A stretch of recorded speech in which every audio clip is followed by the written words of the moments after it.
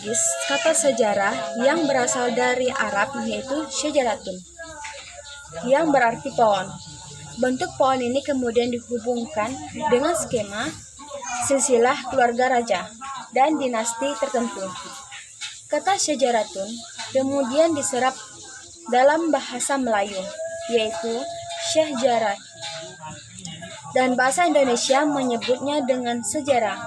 Kata sejarah ini di sini masih belum ada arti yang semula, yaitu silsilah atau keturunan. Ada beberapa definisi sejarah sebagai berikut. 1. Asal-usul keturunan atau silsilah. 2. Kejadian, peristiwa yang benar-benar terjadi pada masa lampau atau riwayat tambuh. 3. Pengetahuan atau uraian tentang kejadian-kejadian atau peristiwa yang benar-benar terjadi pada masa lampau. Baik, dalam bahasa Belanda, sejarah disebut dengan geschiedenis yang mempunyai pengertian yang hampir sama, yaitu tentang sesuatu yang telah terjadi. Adapun pengertian sejarah menurut beberapa tokoh adalah sebagai berikut. Ibnu Khaldun atau 1332 sampai 1406 sebelum Masehi mendefinisikan sejarah sebagai catatan tentang manusia dalam peradabannya dengan seluruh proses perubahan secara nyata dengan segala sebab dan akibat. Ada juga A.G.R.G. Hollywood atau 1886 sampai 1943 mendefinisikan kata sejarah sebagai penyelidikan tentang hal-hal yang telah dilakukan manusia pada masa lampau. Baik, konsep manusia, ruang, dan waktu dalam sejarah. Jika kita kembali membaca definisi tentang sejarah, terdapat 3 unsur penting yaitu manusia, ruang, dan waktu. Dalam semua peristiwa atau kejadian, manusia adalah pelaku dari semuanya. Peran manusia menentukan dalam setiap peristiwa sehingga setiap kejadian tentang peristiwa akan selalu melibatkan manusia di dalamnya. Sejarah mengajarkan kepada kita cara berpikir kronologis. Terjadinya suatu arti suatu peristiwa, konsep kronologis akan memberikan kepada kita gambaran yang utuh tentang peristiwa atau perjalanan, agar kita dapat dengan mudah menarik manfaat dan makna dari hubungan antar peristiwa yang terjadi. Secara etimologis, kata kronologis berasal dari bahasa Yunani, yaitu kronos, logo dia. Dia mempunyai arti melintas, melampau, atau melalui, sedangkan kronos berarti waktu, jadi diakronik melintas, melalui, atau melampaui tersebut adalah dalam balasan waktu.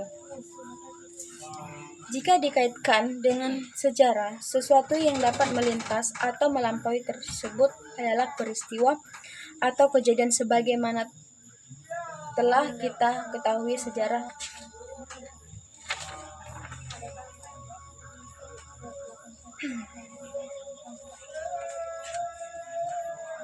Jadi, kronologis adalah ilmu tentang waktu yang membantu untuk menyusun peristiwa atau kejadian-kejadian sejarah sesuai urutan waktu terjadinya. Dalam melakukan konstruksi terhadap semua peristiwa masa lalu dengan tepat, kronologis sangat penting agar terhindar dari anakronisme. Adalah penerapan peristiwa, tempat dan waktu terjadinya peristiwa. Kronologis juga membantu kita agar dengan mudah dapat menghubungkan dan membandingkan peristiwa sejarah. Secara etimologis, kata diakronik berasal dari bahasa Yunani, yaitu dia dan kron. Dia mempunyai arti melimpas, melampau, melalui, sedangkan kronos berarti waktu, jadi. Diakronik berarti suatu yang melintas, melalui, atau melampaui dalam batasan waktu. Contohnya sebagai berikut. Masa pemerintahan raja hanya buruk berlangsung antara tahun 1350 sampai 1989. Perang Diponegoro atau Perang Jawa berlangsung antara tahun 1825 sampai 1830. Penjajahan Jepang di Indonesia berlangsung pada tahun 1942 sampai 1945. Belanda menyerah pada Kalajati, Subang atau Jawa Barat pada 8 Maret 1942. Cara berpikir diakronik mengajarkan kepada kita untuk lebih teliti dalam mengamati sejarah atau fenomena tertentu. Peristiwa kejadian pada waktu tertentu masih berhubung dengan pembatasan waktu. Saya akan bahas yang bab kedua, yaitu A. Perkembangan bumi dan munculnya makhluk hidup.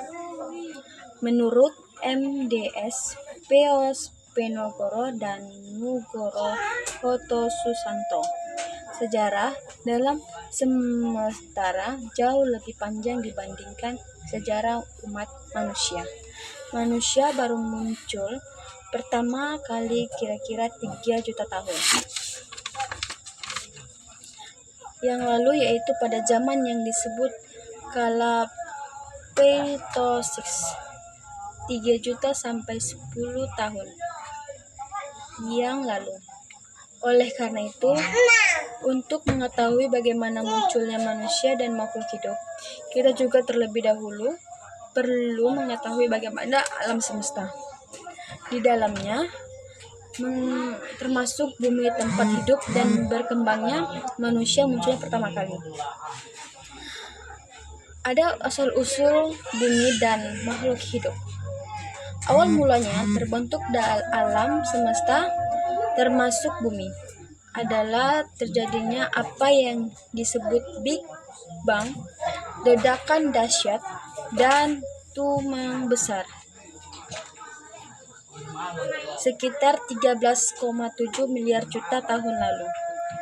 Menurut kronologi, yaitu ilmu pengetahuan yang pelajari tentang bumi secara keseluruhan proses, yaitu bumi masa Archeakum, masa Paleozoikum, masa Mosaika, dan masa Neozoikum. Seperti A. Masa Archeakum. Masa ini merupakan masa yang tertua di perairan pada 2, miliar tahun yang lalu. Keadaan bumi ini masih menyerupai gempang bola gas, dan kulit bumi juga dalam proses pembentukan. B. Masa Paleozoikum. Masa ini berlangsung sekitar 500 sampai 245 juta tahun yang lalu.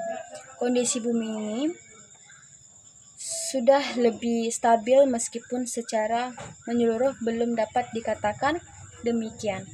Secara berlangsung, temperatur bumi mendingin dan melalui terlihat adanya tanda-tanda kehidupan berupa makhluk meski satu atau yang lebih dikenal dengan nama mikroorganisme.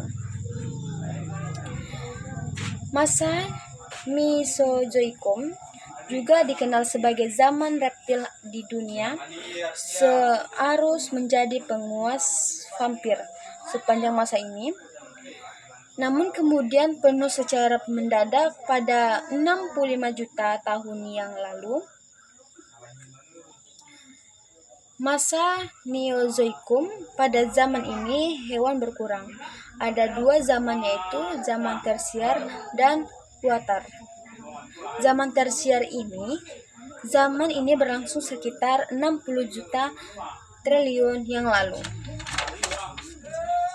Sedangkan zaman kuarter, yaitu zaman kala Pleistocene, dilulurkan dan kata Holocene atau alulum. Hal itu terjadi dalam proses yang berlangsung dan kurun waktu yang sangat panjang hingga jutaan tahun yang disebut proses evolusi. Teori evolusi termasuk evolusi manusia itu telah lama menjadi kontroversi. Para pendapatannya mengatakan teori ini tidak sesuai dengan pandangan kitab suci agama-agama semawi tentang penciptanya.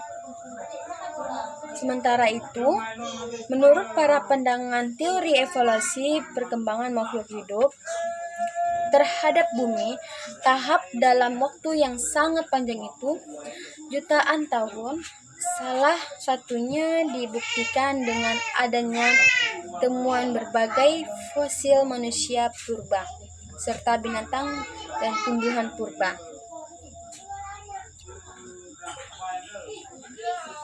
Terima kasih.